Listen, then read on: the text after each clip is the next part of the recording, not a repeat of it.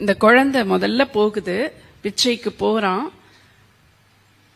ஒரு வீட்டுல ஒரு ஏழை வேதியன், அயாசகன் ஒரு வேதியனுடைய வீடு.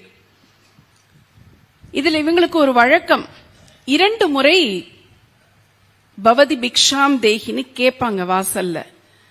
3வது முறை அவங்க கேட்டு வெளியில வரலன்னா கடந்து அடுத்த வீட்டுக்கு போயிருவாங்க. பிச்சை எடுக்கிறதுல அது இல்ல, பிச்சை எடுக்கிறதுல அடிச்சு எடுக்கிறது இன்னைக்கு நாம பாக்கிறோம், அது இல்ல, அமைதியா போயிருவாங்க. ஆதிசங்கரர் அந்த வீட்டுல பிச்சைக்கு போறாரு, பவதி பிக்ஷாம் தேகின்னு வாசல்ல நிக்கிறாரு. அன்னைக்கு ஒரு துவாதசி நாள், விரதத்துக்காக. அது ரொம்ப ஏழை வீடு. ஒரே ஒரு நெல்லிக்காய வீட்டுல ஒரு புரையில வச்சிருக்காங்க. அந்த பெண் ஓடி வந்து அத மட்டும், குழந்தை முகத்தை பாக்குறாங்க, தேஜஸா இருக்கு. இப்படி ஒரு குழந்தை வாசல்ல நிக்கும் போது நம்ம கிட்ட குடுக்கறதுக்கு ஒன்னும் இல்லையேன்னு எப்படி அனுப்புறதுன்னு 2 தடவை இவரு கேட்டுட்டாரு. 3வது தடவை கேட்கறதுக்கு முன்னாடி இவங்க போய் நின்னுடுறாங்க.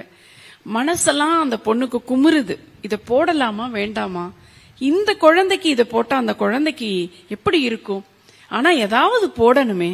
அந்த நெல்லிக்காவை எடுத்து அவர் கூப்பிடுறதுக்கும் அவங்க போடுறதுக்கும் சரியா இருக்கு. முகத்தை நிமிர்ந்து பாக்குறாரு. அந்த பெண் கண்கள்ல கண்ணீர் ததும்பி நிக்குது.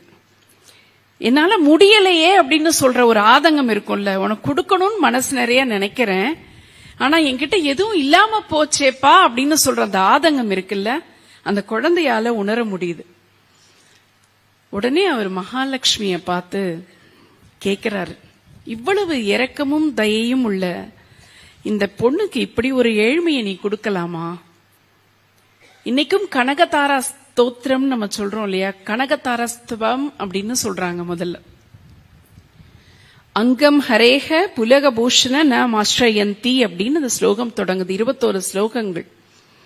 மகாலட்சுமிகிட்ட கேட்கிறாரு, ஜெகன்மாதா நீ கருணை கடாட்சமானவதான, இவ்வளவு ஒரு நல்ல குணமுள்ள ஒரு பொண்ணு வீட்டுல இவ்வளவு ஒரு தரித்திரத்தை நீ கொடுக்கலாமா அப்படின்னு சொல்லி அவர் பாடுறாரு.